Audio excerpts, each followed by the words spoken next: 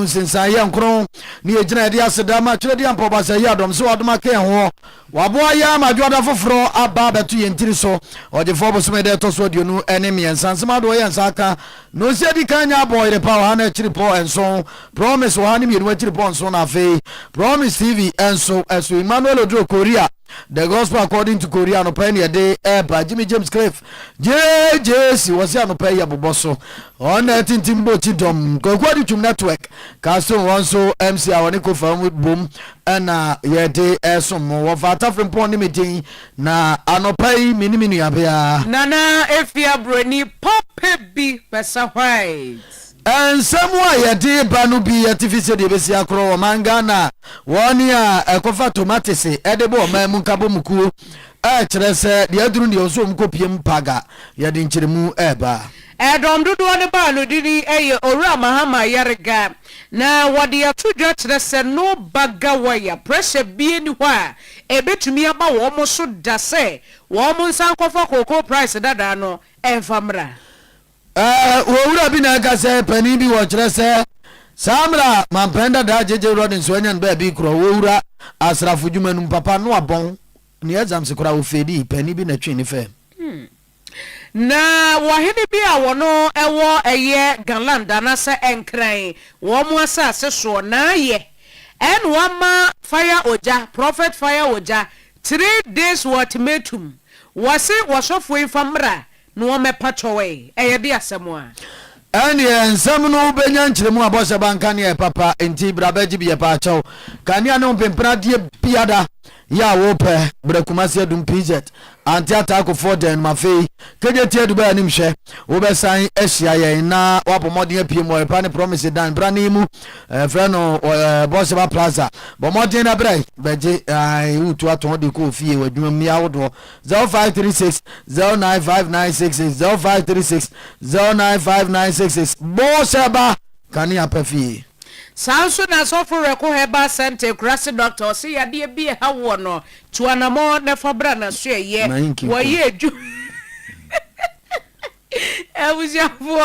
o pressure ana se de bedia no pressure na nso oben pressure na how sciatica diabetes hepatitis ana se ulcer enemu agro no waye mrebe ma wuntumi a mepachom so for rekose obeboa wo ama chese usisi mo ye de no watumi abo adwuma yie pa mo amato nsem na ejot ne cigarette ni wi mu ntentan no so for reko ebeboa wo ama chese free wo som waye adwuma free dwada kwesi memenda anopo no nsienti ye kase ya wabie na ponumtu betumi akọ kumase breman wo be pentecost sorry no anasa for 0248 672 271 Jena B catering service ho ne yekwa akodidie anopa ye benya aduane adi ewia enwumere nyina fried rice jollof rice kaka ho Jena B ebehwe mo amokoye ye wedding party mumra na wonhwe no nya dwuma emfama mo number obefre wo mo so ye 0247 009999 0244 239886 onum ne won yaka ena woboa so yasenema no pay kase no ya baba transe na yete asomo ena no pay nsem nche mu se de sitie yenhwe na yemfa ensom said ye nyina enim no wo manga na adehye ya wonum ekoboki na manum kofa tomatese edeba wo mamu adwade edenom ne ekeka ho ne asie na sentem ya ro semane sen ebra wonum ewura boki na manum boki na manu kuroba ko ye frɛ no titwa na amanebo kyeremu ese atuturafo ebo motin kokosia wonum ya wo manga na adehye kofa tomatese abani pa be se edunwotwe ne yeka sei emu nson atuturafo abo wonum tu ekunwonum a aye aro sem ne ade aneno na yesenchro ni Isaac Ajenimbo ati bonwire de si abo motin na woni womanga na tomatoes krafo no wonum kabomku empanifo ekere Ghana National Tomatoes Traders Association wonum edin komo na empanifo ekere mu se womba motin na wonum akopiem ewo paga na de adi wonum eko paga no bra yenua Isaac Ajenimbo ati enu oru akwaku antwi ya wono ena ja wo yesite hi master edimo ne ekofa tomatoes no ede ba free Burkina ensam yo kan yentie bi me frame kwaku me Ghana National Tomato Traders Association station master. Say yani mpanimfo na dan to sia no eku ni yemienu nti e Ghana Cowners and Traders Association and e Ghana National Tomatoes Association ye nyina e kabom ye baako nti asem ne baaye no obi ani ho a wayi ne ho afim ye kohwe we mu omo pira omo ye but e pese ene a waba me no kase kire nyame ya aduma etu anamo akopaga na paga na ye kono ye nuanum bi wo ho a omo interpreter fo na ebi so hwere wo nkwa ene ye ntise no ye kwani akoma omo so yakọ na afi di aka no si ebehwe se aban ne beti bibi efra aban ho ni ama ye ma na kobodom mo akiri omo ka so be demonstration so munya abotre asemba na seboti a enye enthusiasm bi aye Ghana asem so me ye ne ye mpedi ntimi ma order this aban ma ye order o ma order na nka etimi ye nyina so se ma no so place omo pese omo ko fa ne ma ne ba ene ma ne ho ye den e wo Ghana ha omo pese omo ko fa bi ba aban so ma ye order nti kire nyame ya aduma ye pese ye koduro ne ni omo akire na omo akoka o jodu a wagya ne yiri wa wagya ne ma wa wagya ne nuan wa no akoka wo ono so wo mai onya lodu mai ye ma ni ngure mukura na wako nti e basa na ya na mpanimfo no pressure abaye so obi afra wo ka na ade a ya block no ebi so nyam kwan ma akomienu bi de ba omo de beduru Ghana ha ne bo na den ena na ama pressure aba mpanimfo no so no adwada ahomachi ebekwa akopie paga ho ye ni mpanimfo a omo so kohwe asem na bichi bo omo kohwe eso ene omo kodi nkomo na afi bi e ho no ebi aban de na December ba ekodu a na ebi hu yo owura kwaku antwi ne na no pai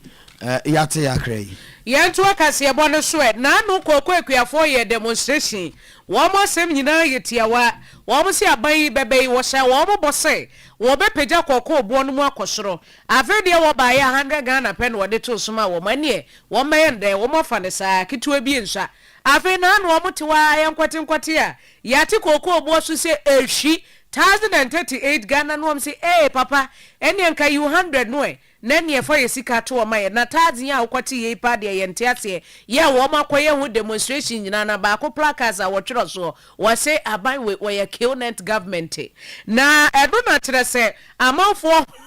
ebo aban ni tuja minority ne bo aban ni tuja se wo de se wo nye yi wo ntumu kura no a sikadada no a won fa ma wo mo se de be akoko akuafo no wo mo ani beje nanso na no mra se bedwefie edom dodo no wo mo ba no dani yewra mahama yarga ejina ho kasa ye pa na wode tu dwa se hwe wo bie ntumi ma aban we pressure wo ntumi ma aban we pressure da se wo mo sanfa sika no ento so ma akoko akuafo no sanse ene wo hwe se ne ene masi kono a ye wo mo hwe se ne ene masi tie na so mo hwe no mbatum a wo matum wo mbete so a wo no mate so enti mprempren ya ye gina mu ipa de wo mo kasa wo mu tumu a enye ye ene wo mo kasa wo mu jai sika dada no so a enya de be ye sanse enti so no efira manonio ena aba.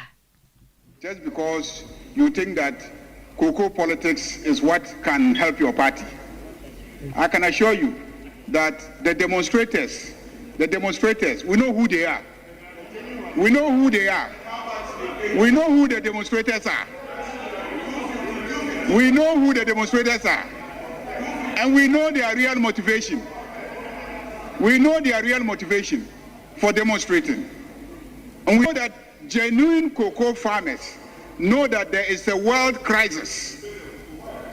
And that world crisis is definitely going to affect their bottom line, which is the income that they will earn from the cocoa sector.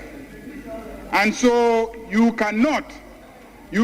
give what you don't have, even if you promised it. Even if you promised it, you cannot give what you don't have, because what you are proposing is what you did, and you collapsed the economy of Ghana. You put Cocoa Board in debt over 36 billion Ghana cedis. Over 36 billion Ghana cedis in terms of the debt that you push. Eni akwati ye yira mahama yarega eni atene nkano na kire se wose obi ntimi ma wo mo pressure no wose kokko akuani pa ya wo ye kokko akuani a wote kokko adwuma na se no se ye tete niam so a wo hu ye tutum so a wo hu wo mo koye demonstration ne de se wadwe wo mo ho a won onte ase na yira mahama yarega esa to asubiem ene wo kire se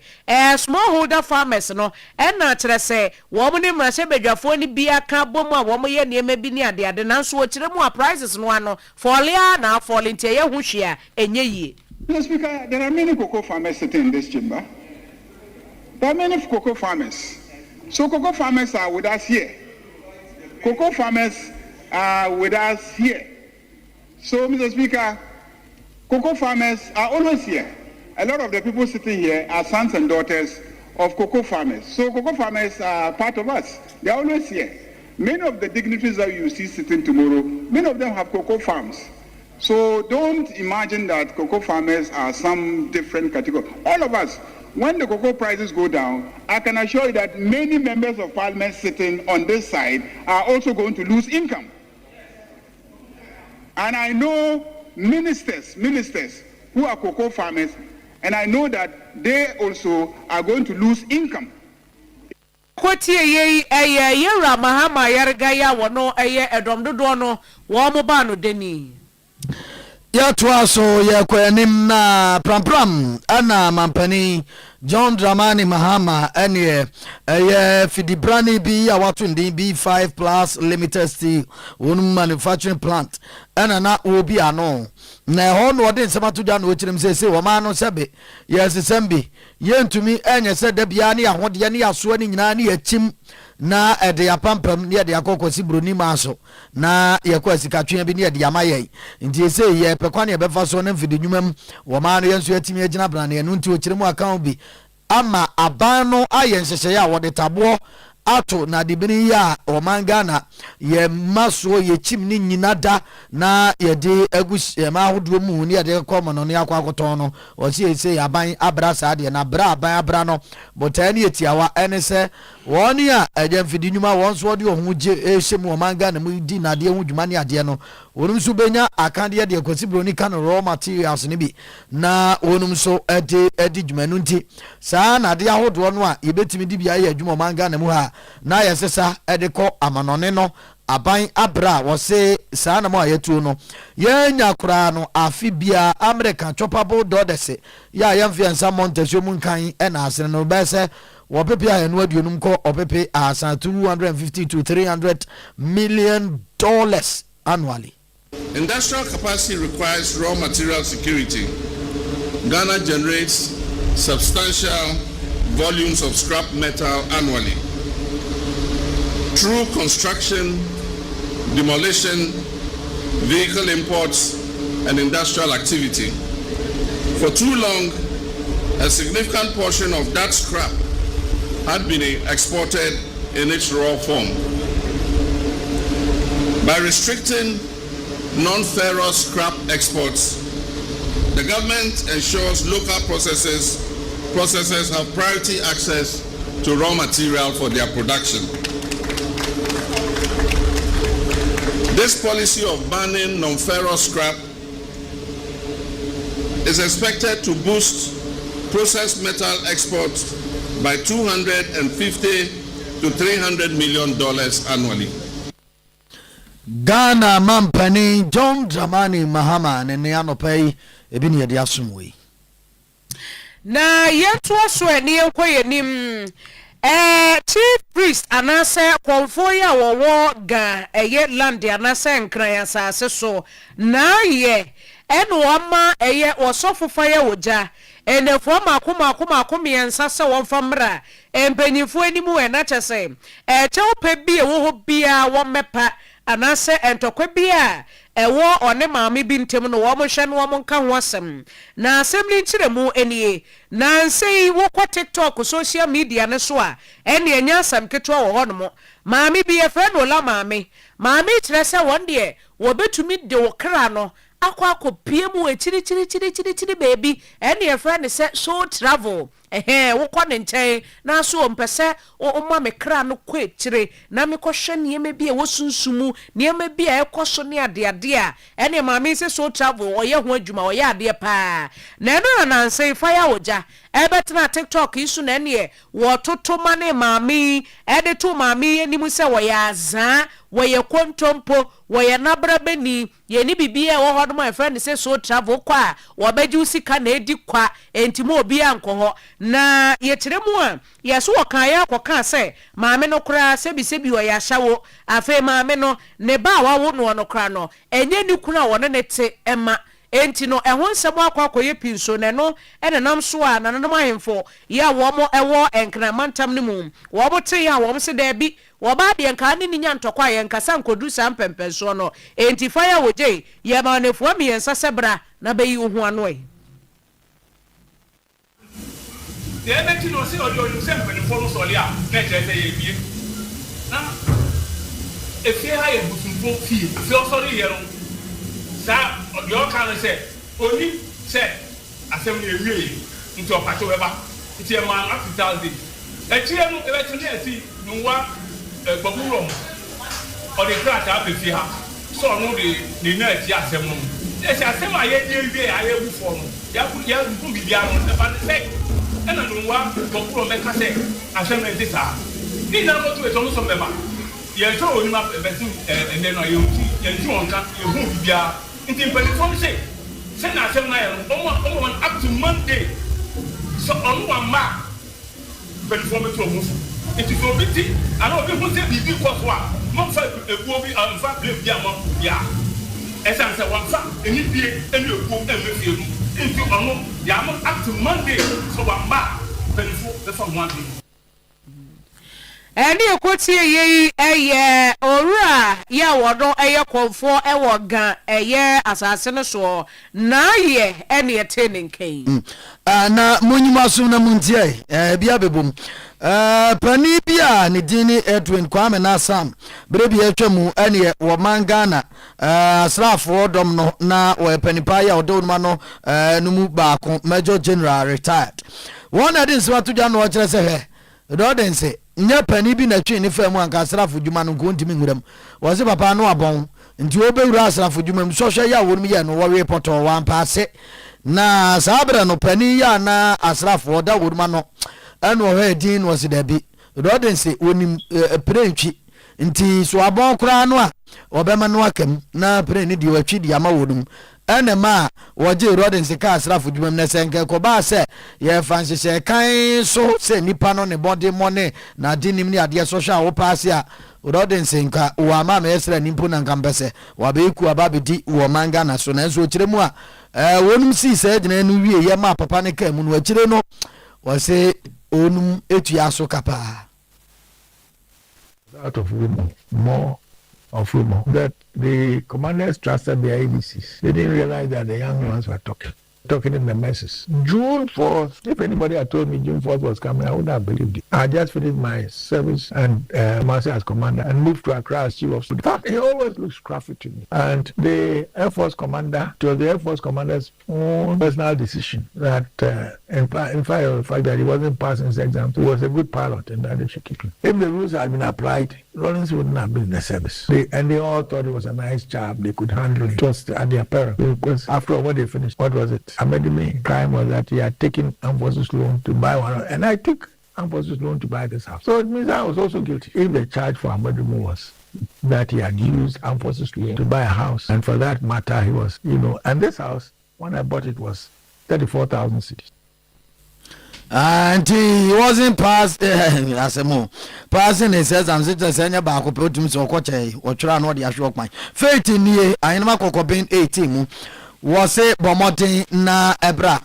na beja yashe no nduru nketinketi odi tu nyadoa kasiase stroke ni awomo how fibro ne diabetes pressure nom nyadoa hodo de nefuwa kase ye opese atwen ne ni ntirimu aye mrani ho how ya die bia da woba wose awomu nsem fabra beda no obebo apa ene makokobe na etim dwada kosi memenda bia no pa no nso kosi nwumre no numpa mu frɛ 0246728675 0246 0246728675 na fe tenyo so wonu madam na eba ebe som ye koma na ne amensa